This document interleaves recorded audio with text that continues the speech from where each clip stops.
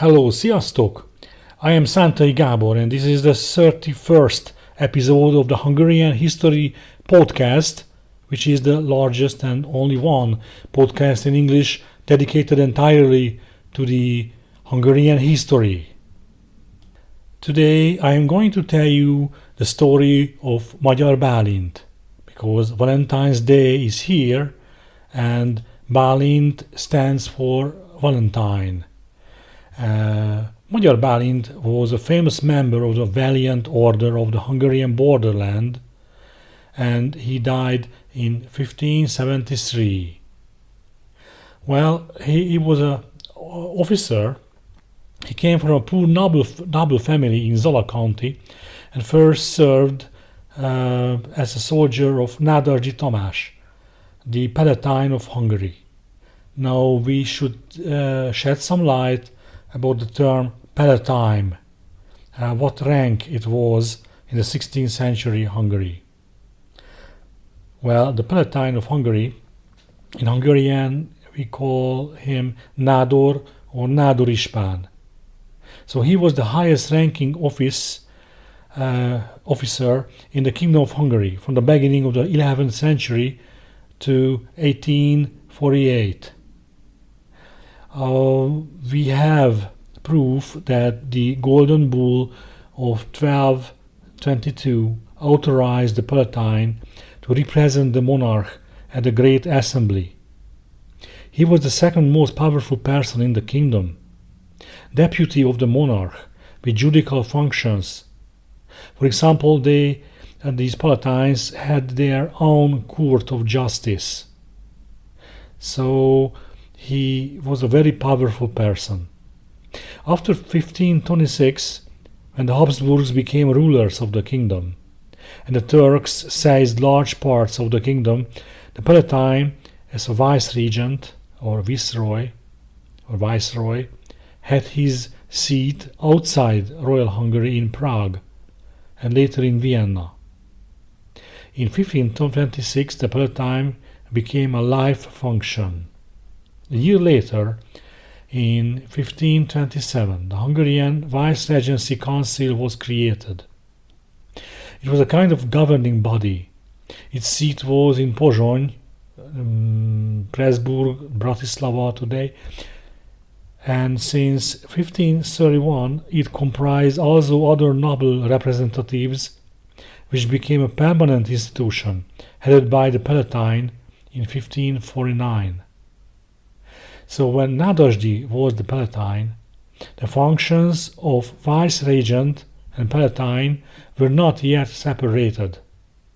When the king was not at home, the Palatine acted on behalf of the king.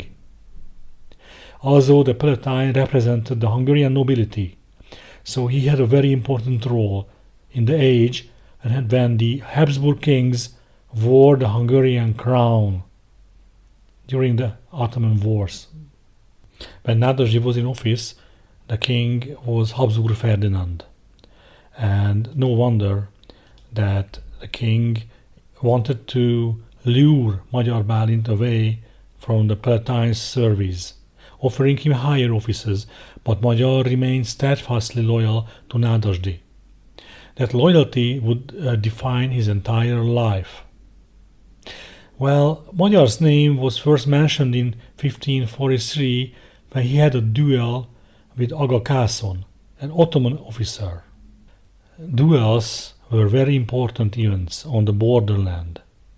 Honor mattered much, and even though the Hungarian king and the Ottoman Sultan tried to restrict these duels, they occurred in high numbers on the wide 1,000-mile-long borderland. It had been Nádasdy who sent Magyar to defend Pécs castle against the Ottomans, and he must have been quite famous as the renowned Turkish champion, this Kásson challenged him for the fight. We know that Magyar defeated him, and this fact instantly elevated his reputation. At this time, Magyar was a cavalry officer, a chief warrior lad, in Hungarian lovas főlegény, literally a chief lad of the mounted warriors. So he was the leader of a few mounted hussars. So when Pécs castle was surrendered to the Turks, he went to serve Nádasdy in Szigetvár castle, another key forest on the frontier.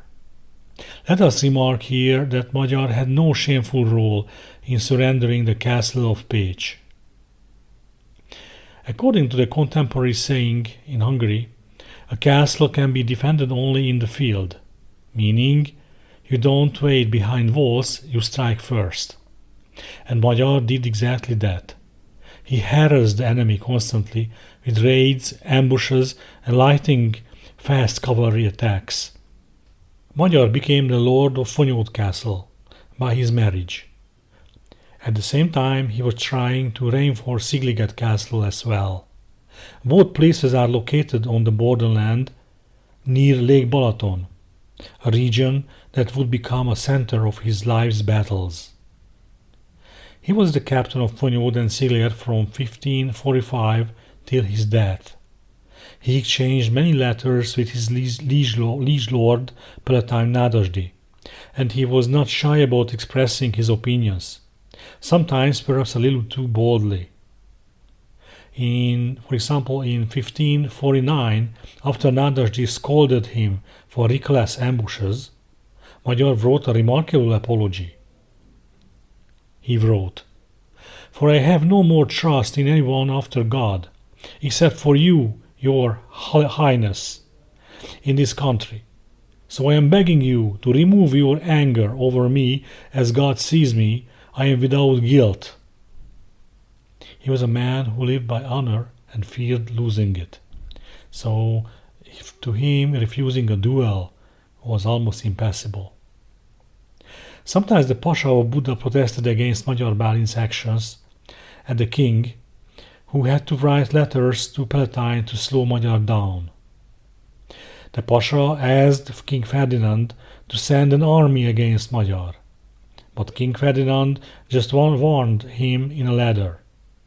Hungarian warriors were punished only when their individual actions failed, but if they returned victorious and sent a share to the king from the booty, their trespasses were mercifully overlooked.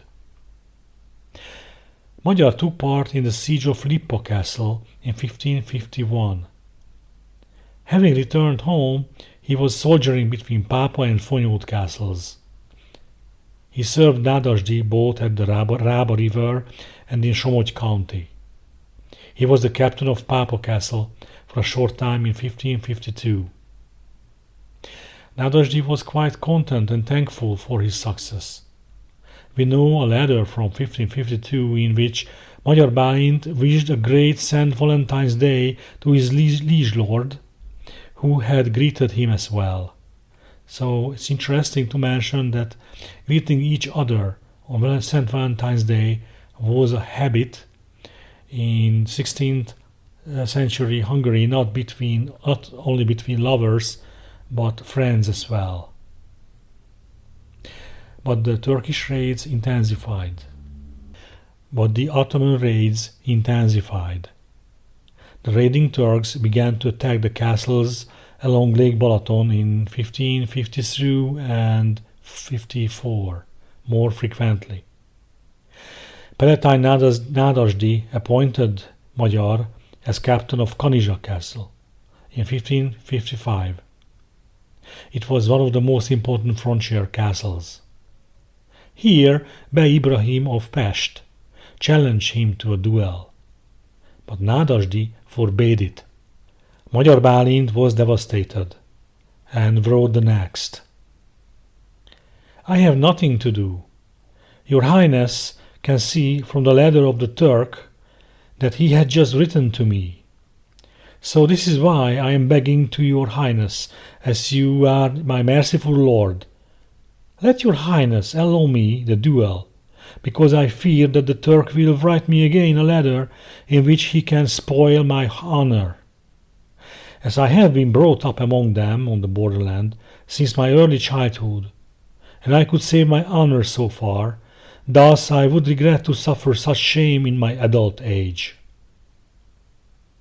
Finally, Magyar went out for the duel, despite the ban, but Bey Ibrahim was not there, though he had written a quite proud letter to Magyar before. Next, Ibrahim wrote a letter in which he claimed he had been there, but Magyar wasn't. It appears to me that they had a communication barrier. Magyar had to leave Fonyód castle behind to defend the smaller castles in the southern part of Transdanubia in 1555. Bey Mehmed noticed his absence and ambushed Fonyód castle at midnight on 21 September 1555. They could take the outer fort, but then they were repelled. Magyar was fighting in the Battle of Babóca next year. According to the contemporary historian Istvánfi, he commanded 1,000 cavalrymen and 1,000 infantrymen. We called the cavalrymen hussars and infantrymen were the Hajdú soldiers. The king wanted to appoint him as a captain of Szigetvár castle in 1556, but Nádasdy didn't want to release him from his service. The Turks almost killed him in 1558 when the enemy besieged Szigliget castle, and Magyar had to cut his way through the enemy when he was retreating to the fort. Fonyód was also attacked this year, but Magyar was at home and he repelled them with his 25 warriors. Let me talk about this particular event after telling you the life of Magyar Balint later. Well, Magyar Balint repelled one more attack in that particular castle in January 1559. But the Ottomans didn't give it up so easily. So they combined the forces of several sanjaks. Sanjaks were districts. At the Christmas of 1561. But they were beaten back again. Nevertheless, they came back next year when Magyar was away from home again because he was assisting in the retaking of Hegyest castle. Unfortunately, after the death of Nádasdy, Magyar lost his protector and he had many troubles with the local landlords. We know how underpaid the borderland warriors were, and it is not surprising that Magyar did what the similar captains of his age. He sent his hungry soldiers to plunder villages. His neighbors sent many complaints to the king, yet his soldiers admired him. Magyar never failed them, even ransomed them from captivity. So in 1562 he was again a soldier in Szigetvár, but Zrínyi Miklós disliked him. The new Habsburg king, Maximilian, didn't like Magyar either. The Diet of 1563 declared that Magyar had to give back Fonyód and Szigliget castles to the Lengyel family. But Magyar didn't care about it. When Lady Kanizsai Orsolya sold Kanizsa castle to the king, Magyar became the paid man of the king. Due to the constant lack of money, he had to seek contact with the Prince of Transylvania, just like his neighbor Gyulafy László, another famous warrior, did the same. We have to mention here that the Prince of Transylvania was not on friendly terms with the Habsburg king. Well, Magyar at this time was not very young anymore, and finally didn't switch sides and remained on King Ferdinand's side. Rather, he was looking for the shelter of the Nádasdy Ferenc and Batthyány Boldizsár. It was Batthyány, a high lord, who helped the aged and sick Magyar to keep the two castles in concern. In the meantime, the Turks tried to isolate Fonyód castle and built a fort opposite to it in 1570. However, the enemy could not take Fonyód castle while Magyar lived. He passed away in the spring of 1573, in April. The Turks occupied Fonyód 2 years later, on 3 August 1575. Let us pay respect to this honorable member of the Valiant Order, who was ready to fight each day of his life. And now let us return to the dramatic events of 1558 in mid-October, a moment that shows just how fragile the borderland truly was. The enemy focused on the borderland houses around Lake Balaton. The term houses covered different kinds of fortifications. In 1558, the military of the Transdanubian Turkish Sanjak centers became active and tried to extend their authority to the smaller castles around Lake Balaton. It was part of the Ottoman strategy of conquest, which gradually pushed out the new frontiers. Their strategy was simple and terrifying. Softening up enemy territory was an old strategy before major campaigns, and it usually worked. The area around the enemy's castles was gradually destroyed, cutting them off from supplies and instilling fear in the population, who were either forced to pay taxes or driven off their land. At worst, they were slaughtered or taken away as slaves. This tactic had never been used in Europe before the Ottomans appeared. These small-scale battles were commonplace from the very first appearance of the Turks. Whether officially they were at peace with the king or in open warfare. However, the Hungarian commanders knew this pattern very well. So the difference was that in case of peace, the opposing sides couldn't mobilize as many troops, and the use of artillery and besieging castles was forbidden or restricted. But the Hungarians knew this too. The constant attacks led to the formation of the hussar units, which proved to be a very capable force against the invaders. But let us return to the event of this year. So as early as March, Zrínyi Miklós, or as Croatians call him, Nikola Subic Zrinski, reported to Palatine Nádasdy Tamás that the Turks were fortifying the Mestegnyű monastery. Well, it was the enemy's habit to build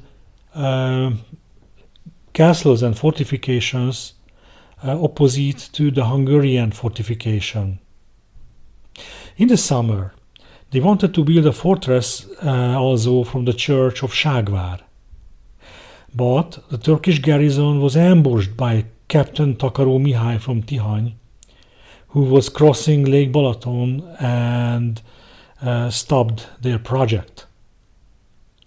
So the palisade was occupied by the men of Takaró, but the defenders locked in the tower, and they were no match for the Hungarian captain. And soon the Turkish guards of Köröshegy came to the aid of the locked people of Ságvár palisade. Takaró and his troops managed to escape across the lake before the reinforcement could arrive. Then, perhaps to avenge the previous incident, the Turks of Veszprém Castle, Simontornya Castle, and Koppány Castle took action together. Around 13 October, they simultaneously attacked the outlying castles north and south of Lake Balaton. In a single night, the Veszprém troops raided the castles of Vázsonykő, Hegyesd, and Csobánc, and struck at Szigliget Castle as well. The entire population of the village at Szigliget was taken prisoner. The garrison of Szigliget Castle got out from the castle, trying to stop the Turks, but the Turks soon overpowered them. Magyar Balint, the captain of the castle, almost lost his head, and it was only by the special grace of the Lord that he escaped. He then wrote a letter of complaint to Nádasdy, blaming the guards of Vázsonykő, Csobánc and Hegyesd for being taken by surprise by the Turks, because they hadn't signaled the enemy's approach. In fact, the Hungarian commanders of the surrounding castles were on extremely hostile terms with each other sometimes, allowing the Turks to slip through the defenses almost unnoticed. During the same days, the Turks of Simon-Tornya and Koppány castles attacked the castle of Fonyód, that also belonged to the command of Magyar Balint. The enemy broke through the outer palisade and set fire to the houses, but they were driven out by the guards. 3 Turks were captured, 9 slaughtered, and many wounded. The castle of Tihany was also attacked 3 times by the Turks of Veszprém and Fehérvár, each time with a considerable number of infantry to take the castle that was guarding the Lake Balaton. The raids continued in the following years. Fonyód was attacked several times, and in 1561 Hegyesd castle was also assaulted. This finally brought together the commanders of the surrounding castles and the Transdanubian general headquarters, and the Christians' joint operation drove the Turks out of Hegyesd the following year. So this was the world Magyar Balint lived in, a world of constant arms, rivalries, and survival. Efforts against further Ottoman raids had to be taken. Fortunately, the Great Military Council, the Imperial War Council, in 1577, on the advice of Lazarus von Schwendli, decided to focus on active defense rather than offensive strategy. Thus, a new borderland defense line, a system of fortifications on several levels, stood in the way of Turkish expansion. Let me explain you these levels. The main castles were the headquarters of general captaincies. Usually they were well-established fortifications with at least 1,000 defenders. Their task was to hold out for at least a month or one month and a half until the relief army arrived. For example, Eger Castle was such a main fort in 1596. The secondary castles were built to support the main castles, to hold out for a few weeks, and to delay the enemy's advance. The defenders' number generally varied between 100 and 500 people. Their layout varied. Fortresses of the third class were also built. Most of them were palisaded fortifications, made of wooden fences, with a guard of about 100 men. Under siege, of course, they had more defenders. Their role was to control raids and support the larger castles. They could only hold off a raiding army without artillery for a few days at most. Besides, they built guardhouses surrounded by palisades, and they were called haverzak castles. They got this name from the fact that these guardhouses had no kitchen inside, and a few defenders, the members of the garrison, changed weekly, carrying their food in haverzaks with them. They kept watch for raids and reported enemy movements. This new system, organized, layered, and strategic, was built on the experiences of men like Magyar Balint. He lived in the earlier era, when survival depended on individual courage, quick decisions, and personal honor. His struggles, victories, and near disasters taught the empire what the borderland truly required. And so, as we close this episode, we honor Magyar Balint not only as a warrior of his time, but as one of the men whose life shaped the frontier that came after him. Thank you for listening. It was the 31st episode of the Hungarian History Podcast.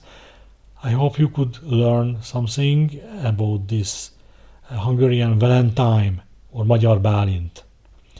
I wish you a good Valentine Day, and please follow this podcast and show it to your friends. Goodbye, sziasztok, a viszonthallásra!